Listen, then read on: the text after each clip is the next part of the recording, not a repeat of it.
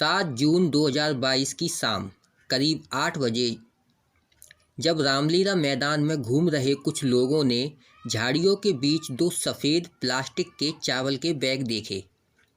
उनमें से बहुत बदबू आ रही थी। उनमें से एक बैग थोड़ा खुला हुआ था। जब वे लोग देखने के लिए पास गए, उन्होंने अंदर जो देखा उसे देखकर उन्हें उल्टी आने लगी। बैग में 1 हफ्ते पुरानी लाश के टुकड़े थे।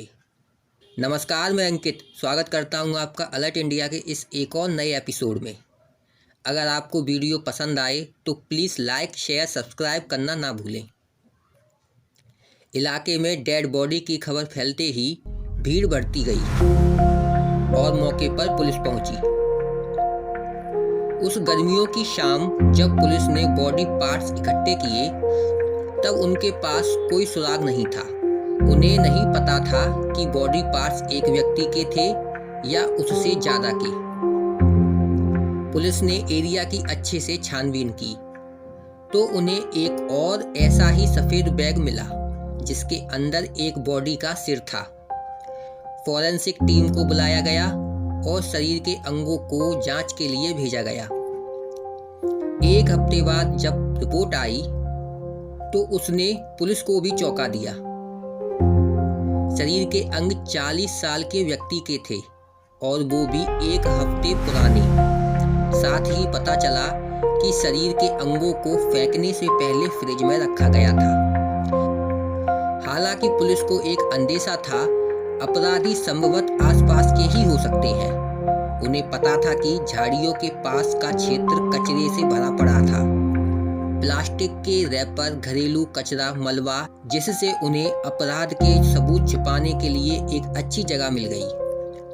पुलिस ने सीसीटीवी कैमरों के लिए मैदान के आसपास के क्षेत्रों को स्कैन करना शुरू किया, लेकिन उस समय पर वहां बहुत ज़्यादा सीसीटीवी कैमरे नहीं लगे थे। सौभाग्य से एक 2 मंजिला घर की छत पर कैमरा लगा मिला। इस कैमरे ने जो कुछ भी कैद किया था वह पुलिस की एकमात्र उम्मीद थी। पुलिस ने मकान मालिक सुरेश कुमार से संपर्क किया, जो ठेले पर सब्जियां बेचकर अपना घर चलाता था। सुरेश ने पुलिस को बताया कि मेरे बेटे ने एक कार खरीदी थी और हमें चिंता थी कि कोई उसे चुरा ना ले, क्योंकि वह बाहर सड़क पर खड़ी रहती थी। हालांकि पुलिस की दिलचस्पी इस बात में थी कि सीसीटीवी ने क्या रिकॉर्ड किया। कई घंटों की फुटेज खंगालने के बाद पुलिस अधिकारी 31 मई की सुबह रिकॉर्ड की गई एक क्लिप पर रुके। कैमरे में 2 लोग आते जाते दिख रहे थे, एक पुरुष और एक महिला, जिसमें से किसी को भी पहचाना नहीं जा सका क्योंकि उनकी तस्वीरें धुंधली थीं। महिला के हाथ में एक सफ़ेद मोबाइल फ़ोन के अलावा कुछ भी नहीं पहचाना जा सका। पुलिस ने सुराग के लिए डॉग स्क्वाड के साथ टीमें भेजी। घरों के रेफ्रिजरेटर भी खंगाले गए, लेकिन 15 दिनों तक कोई सुराग नहीं मिला। पुलिस को भी लगने लगा था कि यह उन मामलों में से एक था जो अनसुलझे रह जाते हैं। लेकिन स्थानीय पुलिस की जानकारी के बिना ही क्राइम ब्रांच को भी इस मामले में लगा दिया गया था। क्राइम ब्रांच के इंस्पेक्टर कहते हैं, इस हत्या से जुड़ी परिस्थितियां असामान्य थीं। शरीर को टुकड़ों में काटा गया था, फ्रिज में रखा गया था और फिर कूड़े में फेंक दिया गया था। इस समय तक 5 महीने बीत चुके थे, लेकिन एक बात साफ थी कि व्यक्ति की हत्या उसकी बॉडी पार्ट्स को फेंकने से 1 हफ्ते पहले की गई थी। सीसीटीवी फुटेज खंगालने के अलावा टीम ने तकनीकी सबूतों पर काम करना शुरू किया। घटना स्थल के आसपास एक्टिव पाए गए लगभग 1000 फोन का डेटा इकट्ठा किया गया। एक-एक करके फोन नंबरों की जांच की गई। 12 नवंबर को पुलिस टीम को एक नंबर मिला जो 25 मई को बंद था, जो कि उस व्यक्ति की मृत्यु का अनुमानित दिन था। आगे की जांच में एक और अजीबोगरीब जानकारी सामने आई। यह फ़ोन नंबर 25 मई तक 24 घंटे एक्टिव था, फिर यह अचानक बंद हो गया। सिम और फ़ोन सेट दोनों का फिर से इस्तेमाल नहीं किया गया। अगर किसी कारण से सिम कार्ड बदल लिया जाता तो फ़ोन सेट का इस्तेमाल नए सिम कार्ड के साथ किया जाता। लेकिन ऐसा नहीं हुआ। उस मोबाइल नंबर के उपयोगकर्ता की पहचान रामनगर निवासी 45 वर्षीय हरिओम के रूप में हुई। आगे जांच में पता चला कि हरिओम का फोन स्थायी रूप से बंद होने से पहले 2 नंबरों के साथ लगातार संपर्क में था। पुलिस ने अन्य 2 नंबरों की जांच की तो वे भी बंद थे। हालांकि ये दोनों नंबर 8 जून तक एक्टिव थे, बॉडी पार्ट्स मिलने के एक दिन बाद तक। इससे पुलिस का शक और भी गहरा हो गया। अन्य 2 नंबरों की जांच के बाद पुलिस रामनगर के ब्लॉक नंबर 4 में सुमन देवी 48 वर्ष के घर पहुंची। यहां सुमन देवी अपनी बेटी के साथ 2 मंजिला मकान में रहती थी। उन्होंने पुलिस को बताया कि हरिओम उनका पति है जो अपने गांव गया है। इंस्पेक्टर ने अपनी टीम के 2 सदस्य हेड कांस्टेबल विमल और मुकेश को हरिओम के गांव भेजा। पुलिस को पता चला कि हरिओम अपने गांव नहीं पहुंचा। दरअसल वह पिछले कुछ समय से अपने परिवार से मिलने भी नहीं गया था। सुमन को पूछताछ के लिए हिरासत में लिया गया। उसके पास इस बात का कोई संतोषजनक जवाब नहीं था कि उसने अपना फोन नंबर क्यों बदला। इसी बीच उसके शरीर की संरचना और चाल ढाल सीसीटीवी फुटेज में पहले देखी गई महिला से मैच की। इसके अलावा सफेद रंग का मोबाइल जो सीसीटीवी कैमरे में दिखा था, सुमन अभी भी उसका इस्तेमाल कर रही थी।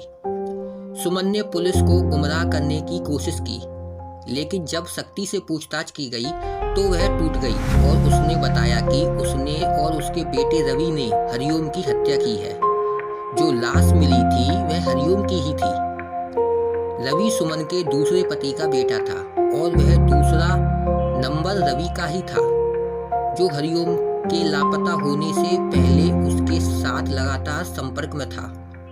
इससे आगे की कहानी तो और भी चौंका देने वाली थी। सुमन की शादी 13 साल की उम्र में वीरेंद्र तिवारी से हुई थी। तिवारी सुमन को गांव में छोड़कर शहर में काम करते थे और अक्सर घर आते जाते थे। लेकिन सुमन ने बेटी मुस्कान को जन्म दिया, जिसके बाद तिवारी से संपर्क ही नहीं हुआ। सुमन अपनी बेटी को लेकर अपने पति की तलाश में शहर पहुंची, लेकिन तिवारी नहीं मिला। उसने घरेलू सहायिका के तौर पर काम करना शुरू कर दिया और शहर में ही रहने लगी। जल्द ही सुमन की मुलाकात दिहाड़ी मजदूर धीरू से हुई और वह उसके साथ रहने लगी। सुमन ने धीरू से शादी कर ली। दंपत्ति के 3 बच्चे हुए, बेटा रवि और 2 बेटियां जया और कोमल। उनकी सबसे छोटी बेटी कोमल 4 साल की थी जब उसकी घर की छत से गिरने से मृत्यु हो गई। धीरू शराब पीने लगा और उसकी तबीयत तेजी से बिगड़ने लगी। 2012 में लिफ्ट ऑपरेटर के तौर पर काम करने वाला हरिओम सुमन के घर में किराए पर रहने आया। 2016 में धीरू की मौत के बाद सुमन और हरिओम करीब आ गए और जल्द ही साथ रहने लगे। अगले साल उन्होंने शादी कर ली। इस समय तक सुमन का बेटा रवि भी काफी बड़ा हो चुका था और उसे पार्टियों में वेटर की नौकरी मिल गई थी। उसने शादी कर ली और अपनी मां से कुछ ब्लॉक दूर रहने लगा। इस बीच सुमन की बेटी जया अपनी शादी के बाद पारिवारिक समस्याओं के कारण अपनी मां के पास वापस आ गई। सुमन और हरिओम के बीच झगड़े की शुरुआत शराब पीने से हुई। यह तब हुआ जब हरिओम ने सुमन की तलाकशुदा बेटी जया और रवि की पत्नी के प्रति बुरी नीयत दिखाना शुरू किया। सुमन ने पुलिस को बताया कि हरिओम ने उसकी बेटी के साथ जबरदस्ती करने की कोशिश की। उस दिन वह घर पर थी, इसलिए उसने अपनी बेटी को बचा लिया।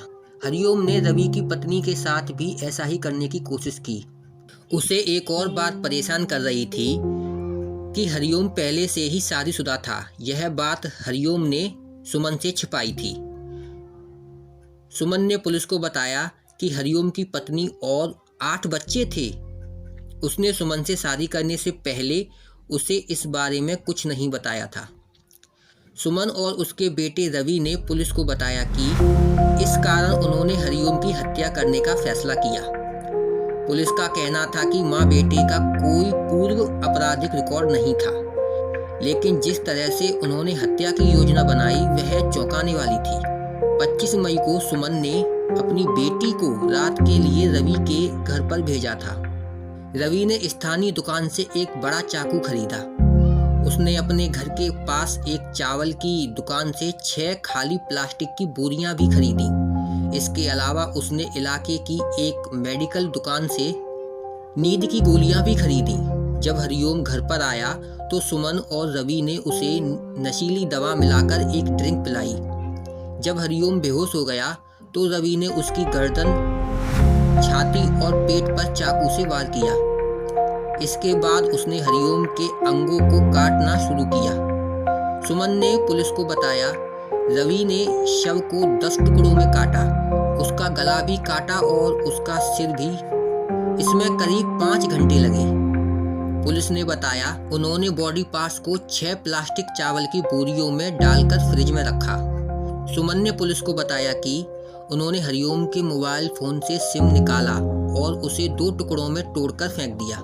26 मई की सुबह रवि ने धड़ वाली बोरी और चाकू नाले में फेंक दिए।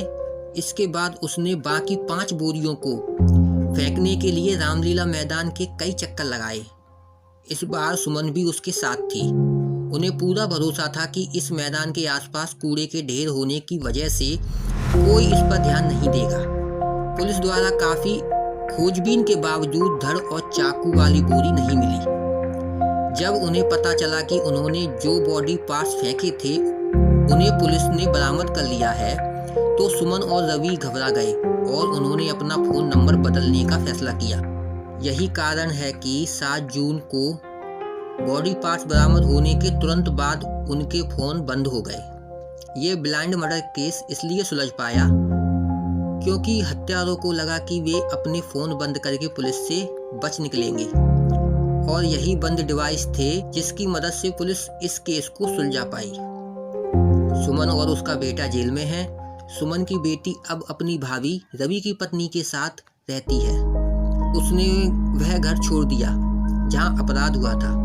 उसने मामूली वेतन पर एक गैस एजेंसी में काम करना शुरू कर दिया है और परिवार के बाकी सदस्यों का खर्च उठाती है। अपराध कभी छुपता नहीं है। अपराधी कितनी भी चालाकियां चल ले, लेकिन एक दिन पकड़ा ही जाता है। मैं फिर मिलूंगा एक ऐसी ही सच्ची कहानी के साथ। तब तक सावधान रहें, सुरक्षित रहें। अलर्ट इंडिया, एक कदम सतर्कता की ओर।